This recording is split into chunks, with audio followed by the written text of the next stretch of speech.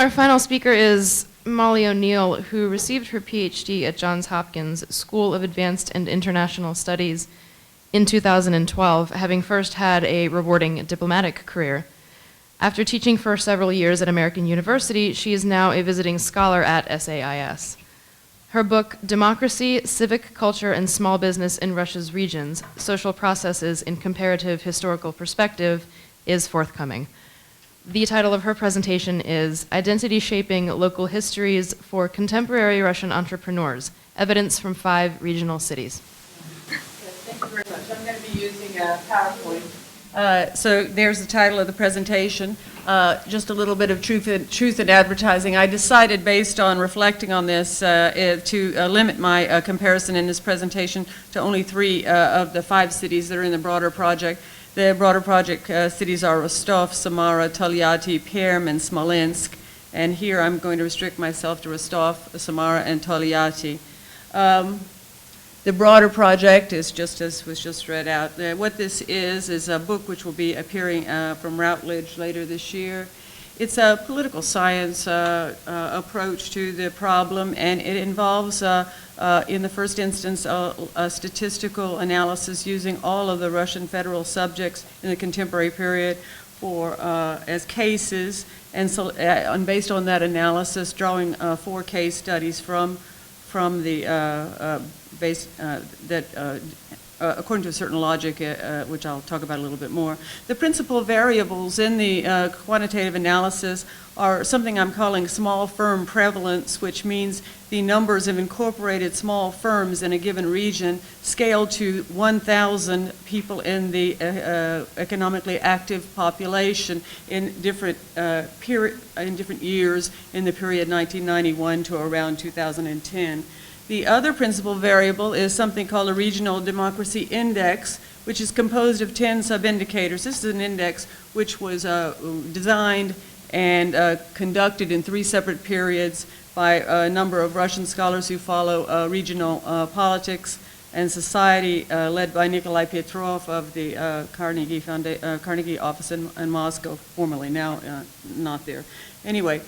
In the 2 cases, Samara and Rostov, are both in the spirit of this conference. I see them as somewhat distant or centrifugal, if you like, relative to the dominant political culture, and that's the basis of some of the interest of the study, but also that they are centrifugal or distant, not in the same way, but in very distinctive ways from each other.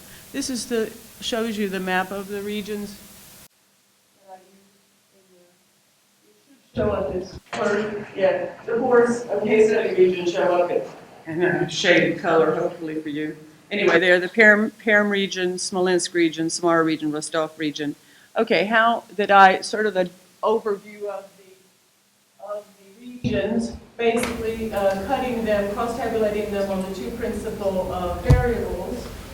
We see that Samara, we see that there generally is a high correlation between high performance on the numbers of small enterprises, small incorporated enterprises in the region relative to population, and the high performance on the democracy index, and also there's a tendency for low performance of both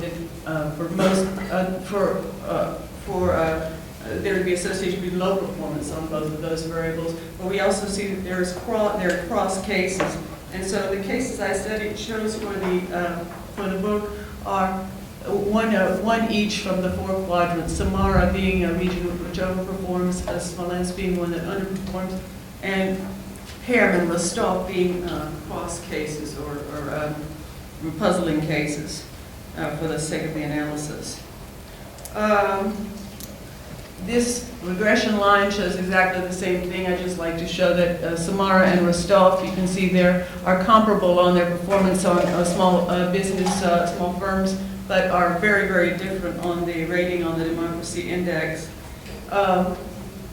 This is a sort of a model which may look very confusing, but basically this research is to look at change through time, and in that sense, I hope you'll join me in at least my claim that this is a sort of a historical, a contemporary historical look. The impulse which begins this process that's traced here is the democratic opening of the politics in the regions in 1991 and going on through the first up until around 2000.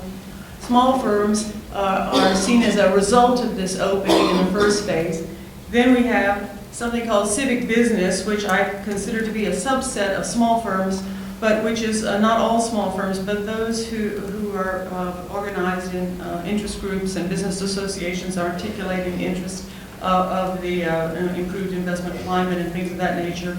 I argue that these are conditioned by, at least my perception based on the case studies, was that the extent of this civic business community is in some sense conditioned by the awareness of business people of their own distinctive political culture and distance from the center in ideational terms.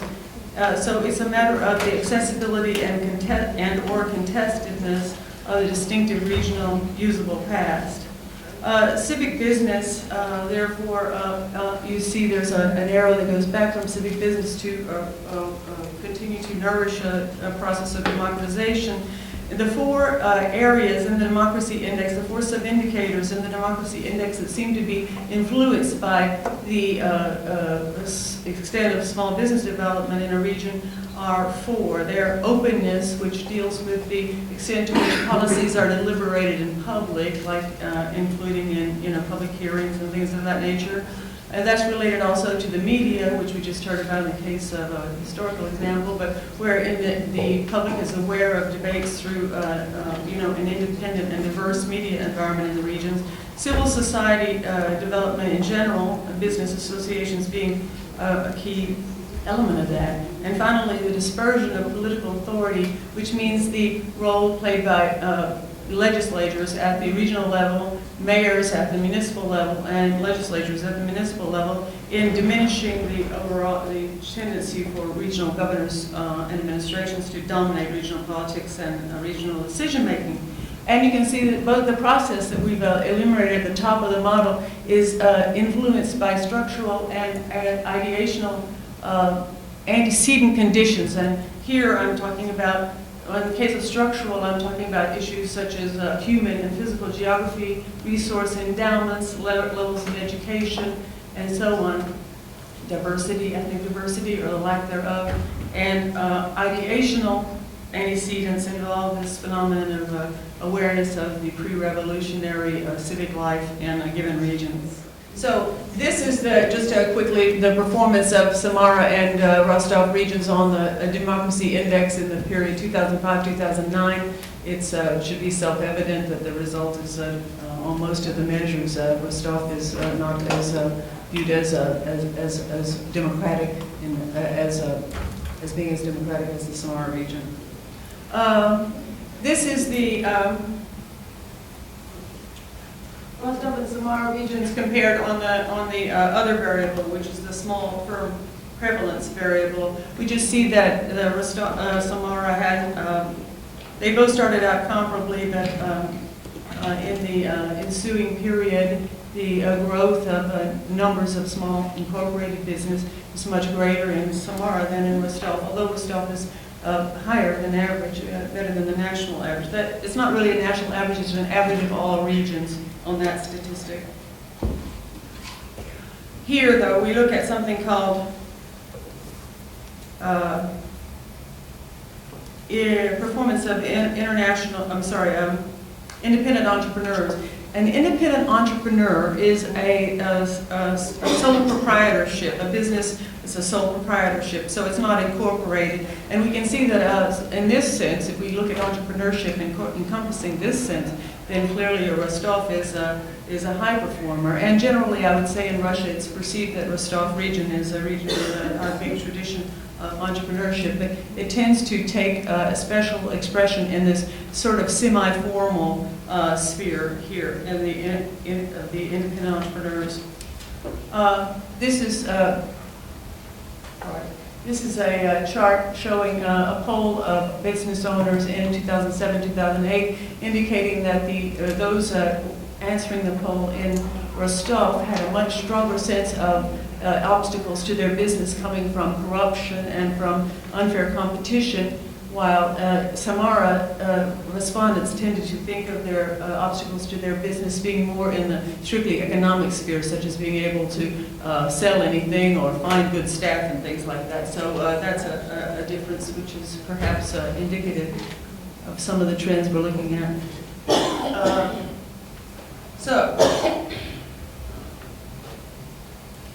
I'm sorry, I skipped over this. But this just basically is the same kind of as the model we saw before. We have the democratic impulse and the structural antecedent conditions together generating certain numbers of small firms, and then small firm prevalence related to civic memory, resulting in greater or lesser relative size of the civic business community relative to the whole business community, and that is what I'm arguing has nourishes at least some continual persistence of some democratic gains from the earlier period. Okay, this is the two towering figures of regional politics in the two regions, Samara and Rostov. So Konstantin Titov in Kazan. Okay, yeah, so you can see that in 1991 already the vote for Yeltsin for president indicates already a bigger disposition in Samara toward reform, democratization, market reform, and so on. But both Titov and Chub were appointed by Yeltsin, but they faced their first election in both of them in 1996, both of them won with about the same margin. But we can see by 2000 the difference that had emerged, and there are other kinds of indicators you can look at that will show you the difference. Basically, maybe it's important to just see that Chub, by the time 2000 rolled around, had definitely a much more uncontested position as governor than Titov did. Titov was still had faced rivals. One of the important rival of Titov, probably most important, although there were others, is Viktor Tarhov, who served as Samara mayor from 2006 to 2010 under the Just Russia party identification. He was defeated, but he contended in a contested election in 2010. The only close parallel to that in the Rostov region is Yuri Pogrebchikov, who was the mayor briefly in the very early 90s of Rostov, and ran afoul of Chub and resigned, and is now has been living in the U.S. now ever since the mid-90s. He is still, though, closely associated with the business community and business associations in Rostov, including the Regional Chamber of Commerce and a discussion club, a debate club called Club 2015 that unites quite a lot of the prominent business people of Rostov, in the Rostov region. So one of the major differences between Samara and, the Samara Oblast and the Rostov Oblast was the importance of contested municipal politics and the scope of authority of mayors in Samara and Tolyatti compared to the case in Rostov. These were the mayors of Samara and Tolyatti. It's interesting to see that even in this very recent period, where, as we all know, the United Russia monopoly in elections, or near monopoly in elections, is very pervasive, that Sergei Andreev was elected mayor of Tolyatti in 2012 from the party's civic platform. So Tarhov was succeeded by United Russia Mayor Azarov. So for the remainder of this presentation, I'm going to move into, I hope, something that's interesting to you all. It's very interesting to me, and I have a lot to learn from you all, and that's about history and imagery and awareness of the past in these cities and how this may help to explain, sort of, or at least make manifest some of the differing political culture. So this is a monument erected in 2009 in the downtown, in the main street of downtown Rostov. It's commemorating the founding of the Don Fortress, which is the heart of Rostov, historic Rostov in 1749. this monument suggests that the foundation of Rostov as a city, or at least Rostov Fortress, is very much a deliberate projection of the power of the state, of the imperial ambition.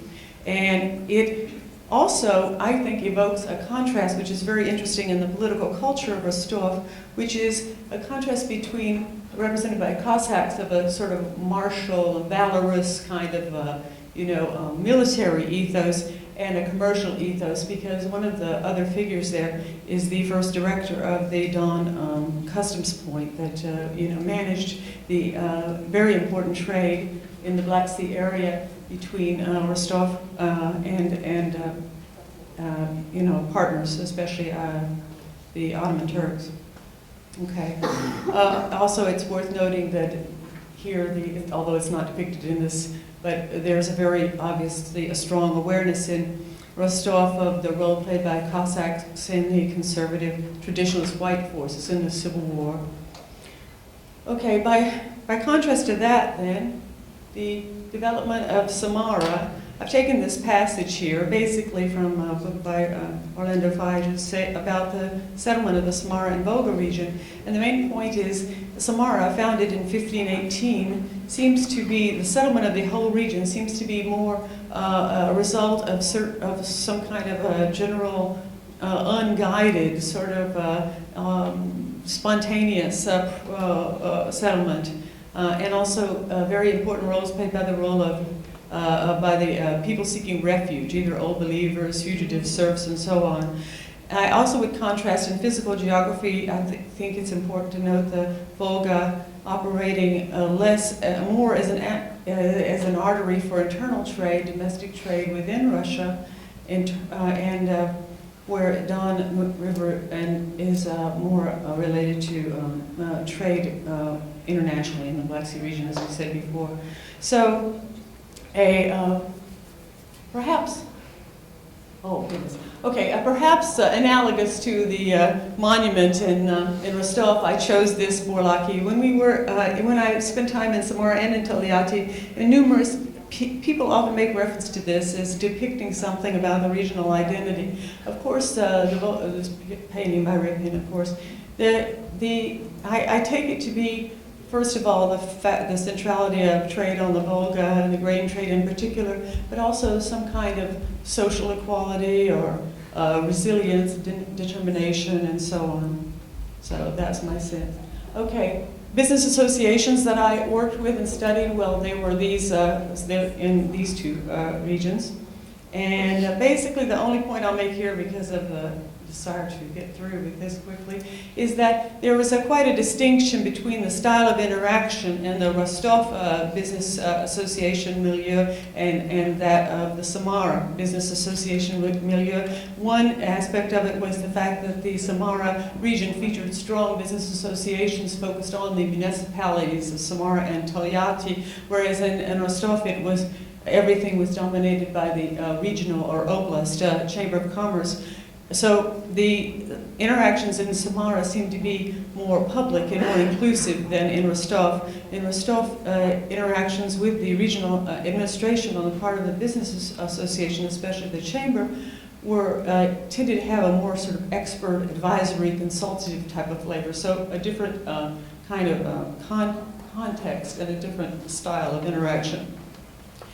This is the chairman of chairman of the board now and founder of the Tolyatti Chamber, which was an outstanding example of, for me at least, of a chamber which had actually quite a bit of activity in the civic sphere and with NGOs and so on.